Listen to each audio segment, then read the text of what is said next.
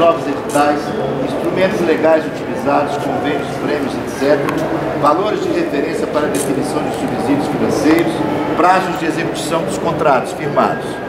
2. Solicitamos que seja disponibilizado em 15 dias um relatório contextualizado do passivo dos pontos de cultura conveniados com o MINC desde 2004. Recomendamos também, quando couber, que seja adotado o termo de ajuste de conduta, TAC, com as instituições proponentes dos pontos de cultura. Essa medida visa permitir que essas instituições beneficiadas tenham seus CNPJs livres de restrição. 3.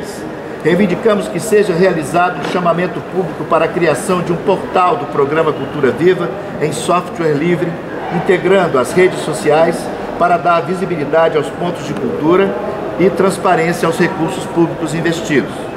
4.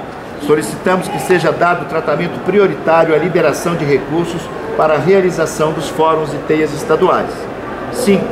Propomos que seja criado um edital de interações estéticas e criação coletiva na modalidade concurso e que contemple ao menos um projeto colaborativo entre pontos de cultura por estado, para que o produto seja apresentado na TEIA 2014. 6.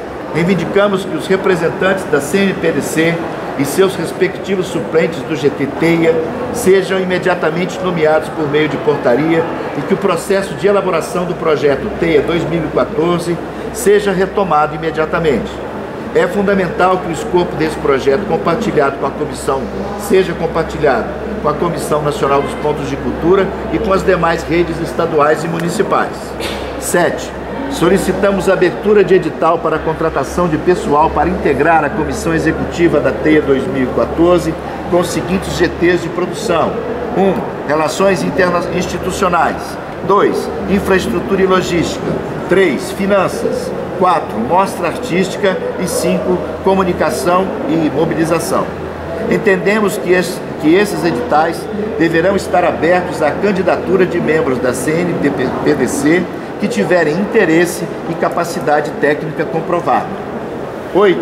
Reivindicamos que sejam lançados imediatamente novos editais de prêmios do Programa Cultura Viva em 2013, contemplando as diversas ações do programa, a exemplo de Aretê, Cultura e Saúde, ponto de leitura, intercâmbio, ponto a ponto, mídia livre, pontinho, ludicidade, ponto de difusão e tuxaua, economia solidária, asas, ação griot, escola viva, agente cultura viva.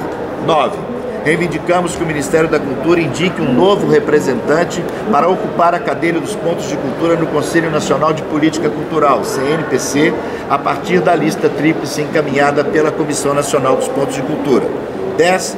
Propomos que seja realizado um estudo visando a implantação de um programa para atender demandas por melhorias de espaços culturais de organizações sem fins lucrativos.